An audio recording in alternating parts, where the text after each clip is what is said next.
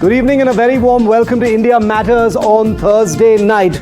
Now, the Indian Air Force chief has just had his pilots 3 weeks ago fire bombs and long-range missiles into Pakistan. But 3 weeks later, it doesn't look like the Indian Air Force chief is about to stop dropping any of those bombs. Listen to what he said today. Timelines is a big issue. That is where that Vachan part comes in. So once a timeline is given, not a single project that I can think of has been completed on time. So this is something where we have to look at. Why should we promise something which cannot be achieved? While signing the contract itself, some of the times we are sure that it is not going to come up. But we just sign the contract. Uske baad dekhenge kya karna. Obviously then the process gets vitiated. 3 weeks after leading India's most significant aerial offensive since 1971, partially flattening 12 Pakistani air bases in a matter of hours, the Chief of the Air Staff, Air Chief Marshal Amar Preet Singh, has delivered something even more explosive, as you just heard. A blunt, no-frills indictment of India's state-run defense production ecosystem. And make no mistake, this wasn't polite bureaucratic suggestion. It was a warning, a riot act, a wartime chief speaking not in crisis but in clarity after battle. Without taking names, the air chief has pulled the veil off what has long plagued India's self-reliance dreams. Unrealistic timelines, guaranteed delays, and contracts signed in bad faith, knowing deadlines won't be met.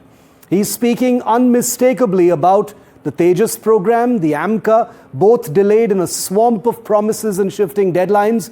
Coming just after Operation Sindur, his words carry a huge amount of gravity. No audit report or defense review ever could. India, he said, cannot wait for dreams to mature while threats are real and now.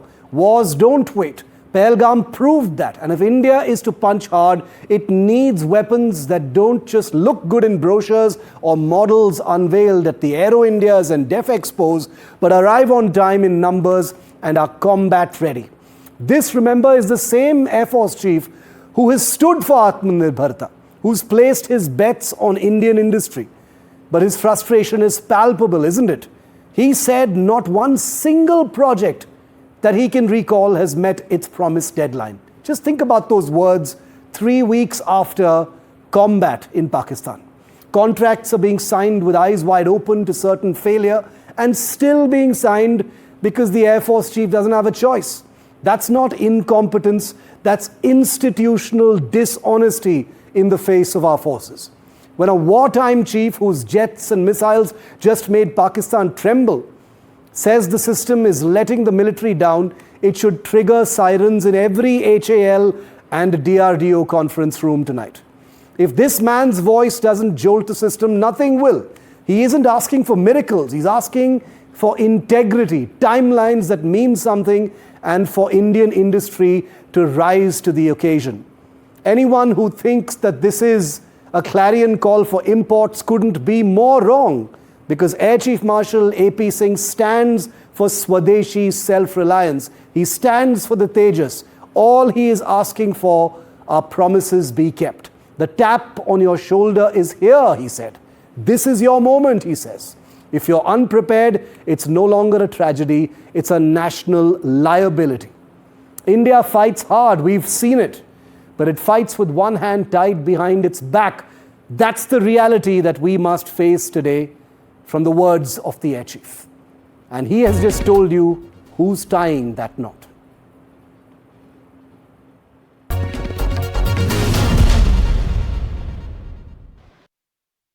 And joining us now in the wake of Operation Sindur, when the Indian Air Force is squarely in the spotlight, is a man who has been in many hot seats, whether it is in a combat cockpit or the helm of affairs in the Indian Air Force. In fact, he was the Chief of the Air Staff right before the present Chief. It's my honor to welcome Air Chief Marshal V.R. Chaudhary onto India Matters tonight.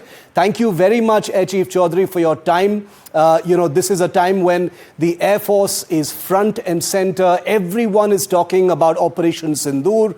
The evidence is out there. We'll come to some of the other matters that are making the headlines today. But I wanted to start not only by welcoming you here onto your first major interview since your retirement last year, but also to ask you about your opening assessment, your first words, Air Chief Chaudhary, on Operation Sindur and what we know about it. I think the trust reposed in the Indian Air Force by the nation as a whole was fulfilled in all measures by the kind of action that we have seen over those 90 hours. The primary roles of the Indian Air Force during an offensive action like this have all seen complete success in all aspects. And I think every single member from the chief down to every operator in the field deserves a pat on his or her back for the excellent work that was done. We're calling it, the most kinetic non-war military operation, perhaps in India's history, Air Chief Chaudhary. Would you agree with that assessment that, given the scale, scope, depth of what the Indian Air Force achieved, that would be an accurate description? I would not say very accurate because, it is a mix of both kinetic as well as non-kinetic means that were employed during this short skirmish. Primarily, the emphasis or what we saw as in, when we debrief on what happened during those few days was that it was more of an use of long-range weapons, both air-to-ground, air-to-air and surface-to-air. So this is a new paradigm in which the contact between opponents, physical contact was minimal, close combat was very less, majority of the combat was fought beyond visual ranges.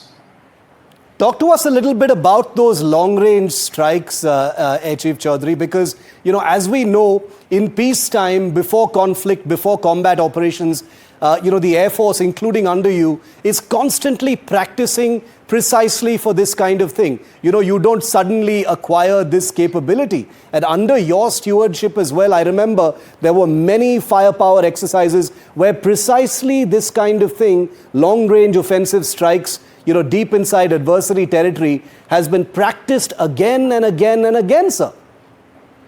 Absolutely. So the old adage which says that the more you sweat in peace, the less you bleed in war. I think our training has been curriculum, both academic as well as practical training, has always emphasized that we will do the way we train every day. For that, you are aware, we do a large number of exercises within our commands, inter-commands. We've done it with friendly foreign nations. Last year, we capped it by doing Tarang Shakti, a multilateral exercise within our country. There's a lot to learn from these exercises. This is as far as the offensive action goes. Delivery of weapons is a thing which our pilots, our aircrew, do on a daily basis.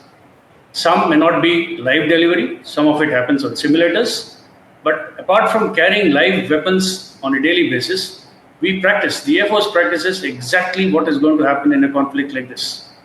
When it comes to air defense measures, you are aware that yes, the prime responsibility of the air defense of the nation rests with the Air Force. We have been on alert 24/7, 365 days a year. Our radars are churning all the time. Our fighter pilots are on operational readiness platforms. Our surface-to-air guided weapons are on short alert. And so it's in continuous 24-hour basis at which we are working, and we're training for a conflict like this if ever it has to happen again.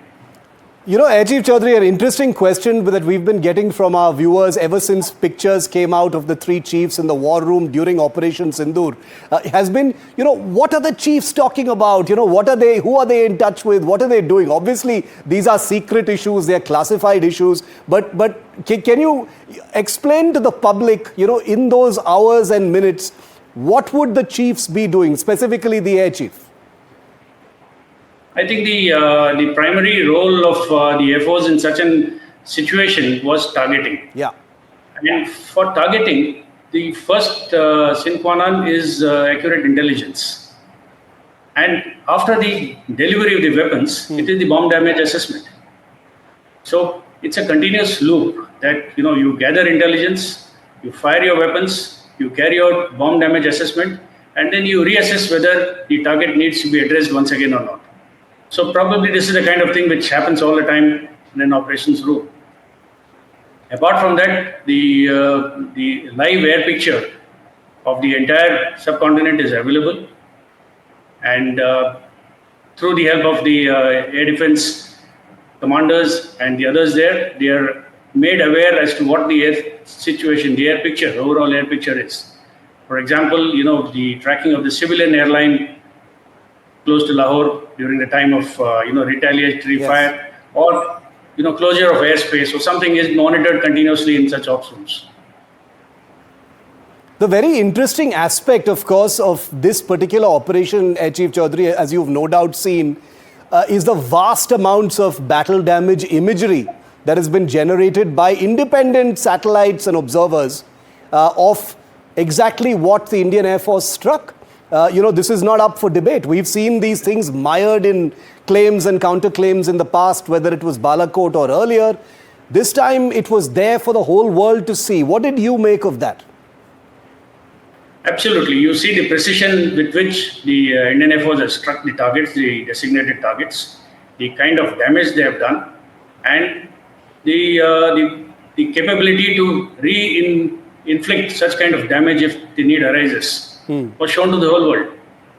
So battle damage assessment, this time definitely we had access to far better imagery, both in the public domain as well as within the confines of the military. So access to such high quality imagery gives confidence in our own capabilities to be able to strike accurately on the designated targets. Would I be right in saying, and I'm not trying to be mischievous here, Chief Chaudhary, but would I be right in saying that given that such clear imagery is there in the public domain from publicly available sources, the imagery that must be of a more classified nature must be even more dramatic, giving us even more data about what we actually achieved?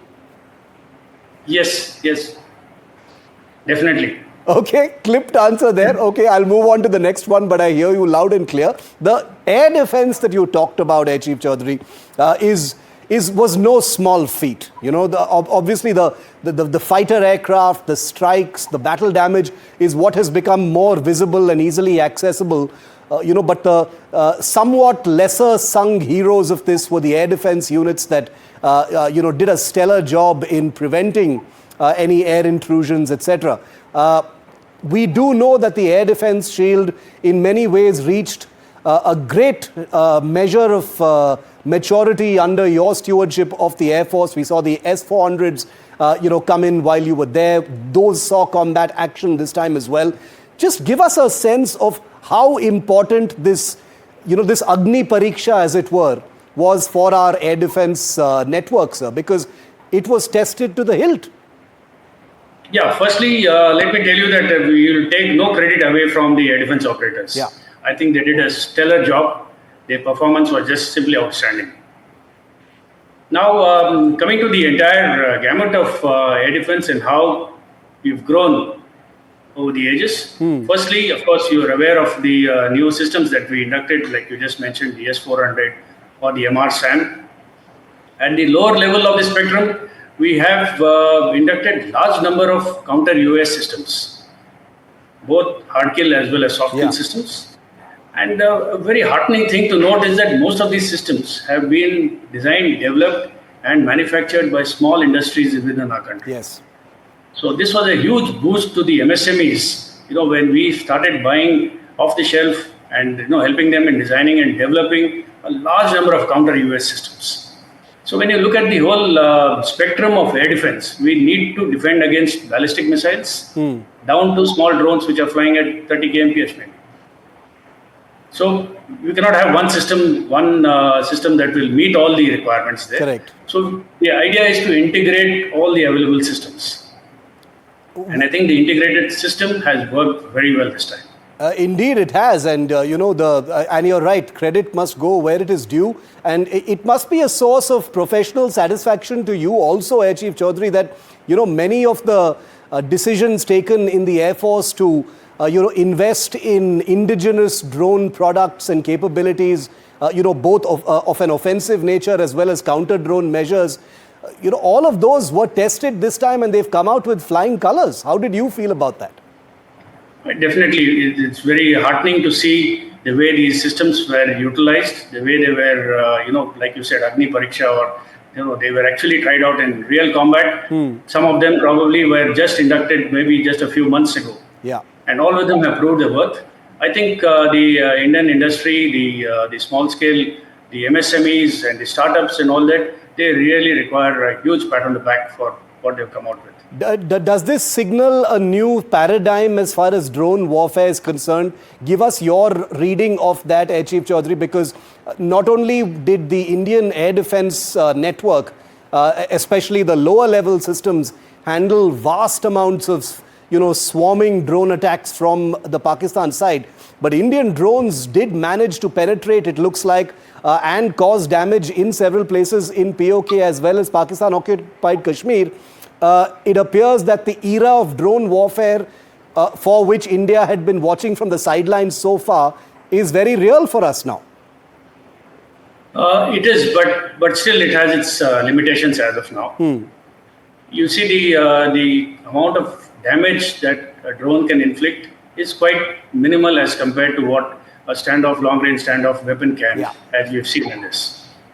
Ideally, the force structure should be a good mix of having both standoff weapon capability, as well as, if I can use the antonym of standoff, would be probably stand-in capability in terms of drones. So drones are more attritable, more expendable, more, they need to be produced in large numbers and at a very low cost, so that we can afford the attrition of these drones. Yes. So now an offensive action would ideally see a healthy mix of both these happening. One, to saturate the enemy air defenses, and secondly, to be able to target multiple designated points at the same time. Very interesting, and this is something that we, of course, are going to be looking at very closely, because the Indian Armed Forces are going to be looking to acquire larger capabilities when it comes to drones of all kinds. Now I want to move on to something else that has made the headlines with the entire country's attention now on the military, its achievements in Operation Sindur. Every word being spoken right now is being taken with an elevated sense of seriousness and attention, Chief Chaudhary. I know you know what I'm talking about. Your successor's words, at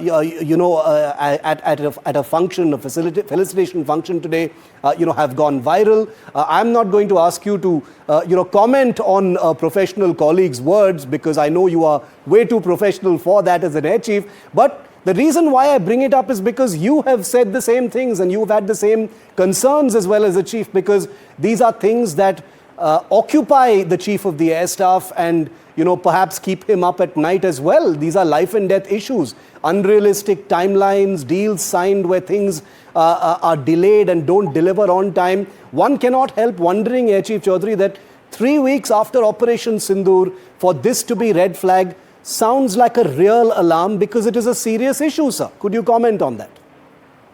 No, it definitely is a serious issue. No wonder it has been flagged every now and then at all levels. The requirement to not only have surge capabilities, which I was going to bring about maybe a little later, but this question brings me to that. The ability to manufacture in numbers at the right time is very vital. Apart from that, to have capability to carry out surge production. When you just mentioned about drones, let's say I need very, very large number of drones. It is not going to be sufficient if somebody is going to give me 20 per month or 50 per year. We will need them in large numbers. So capacity building definitely has to be enhanced. And again, it's an approach which has to be jointly done by the industry, by the government, by all players together have to put the shoulder behind the wheel to get things moving much faster than they are today. Do you feel there is an accountability issue, sir? The current Air Chief didn't take any names of any specific organizations, but obviously we know he was referring perhaps vicariously to HAL and the DRDO ecosystem and the DPSUs about over-promising and under-delivering or delays in those deliveries. When you talk about the need for capacity and for things to actually come on time, especially at a time when India has just fought what even the Air Chief has described as a war, that becomes very, very serious. It is. It has always been a serious issue. The depletion of strength of any force has always been a matter of concern for the leadership. But the way to fill in the bins, whether it is weapons, whether it is aircraft, whether anything else, it is a time-consuming process. It does not happen overnight. Even if you have the money for it, your economy may be willing to support it, but it takes time. Yeah. So it requires a lot of planning, a lot of assurance from the people whom you place the orders on that they are going to deliver as promised. If they fail to deliver, or if they told us maybe some years ago that we will not be able to meet the timelines, maybe alternative paths could have been found. So that is the crucial matter here is that it's an issue of national security. Things should not be taken lightly when it comes to delayed timelines or late deliveries or substandard equipment. So this is a thing which everybody should take pride in, to be able to deliver on time, to be able to meet the QRs laid down by the services. Yeah. And because finally it's a part of the national defense that they are dealing with. And your words on this can never be doubted, Air Chief Chaudhary, because one knows how strongly you have stood for homegrown system and self-reliance when it comes to this, because at the end of the day, it is the Chief of the Air Staff who has to carry the can if there is an over-dependence on imported systems. But when we talk about delays, the system that comes foremost to mind right now are the Tejas Mark 1A fighters, the improved version of the Tejas, which were to have begun deliveries, when you were the Air Chief, but now many, many months later, over a year since the time they were supposed to be delivered, not a single one has arrived. That has also become a trigger point as far as Hindustan Aeronautics Limited and the larger ecosystem is concerned, sir. It definitely has. The idea is to now find what are the bottlenecks in the production. Just blaming it on delayed delivery of the engines is one thing, but there will be some other bottlenecks that need to be identified. The expansion of the production lines or the final assembly lines needs to take place ASAP. And, we need to learn from where we failed in the past. Yeah. So as not to repeat the same mistakes in future. For the further orders or further deliveries, we should ensure that all the bottlenecks have been anticipated and sort of taken care of by having multiple options, multiple vendors, multiple suppliers. Reliance on one single vendor or a supplier for one component can hold up the production of the entire aircraft. So this is a thing that we need to learn from the past. Final question to you, Air Chief Chaudhary, is on our concept AMCA stealth fighter project, the 5th generation fighter project. The government recently, cleared the execution model for that fighter. But as we know, there's a great deal of pressure because China has them. They will be supplying them to Pakistan very soon. What is your assessment of that program? Is it the only way we can go forward now? See, we have placed all our bets on the AMCA.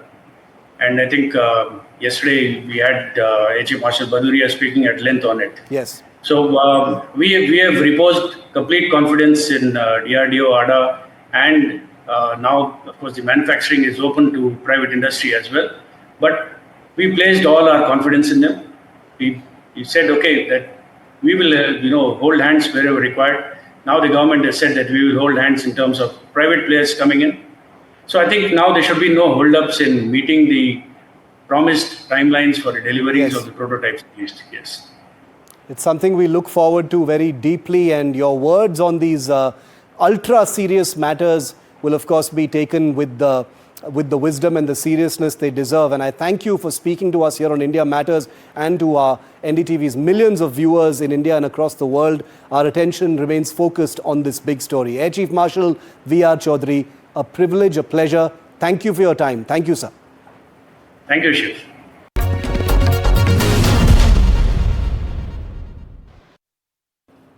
And finally, 8 months after sailing literally all around the globe, 2 young Indian Navy officers, Lieutenant Dilna and Lieutenant Rupa, are finally back home. They hit home shore earlier today and they were received, as you can see, by none other than the Defence Minister Rajnath Singh. These pictures from Goa. Imagine 8 months at sea and they're finally back in their country.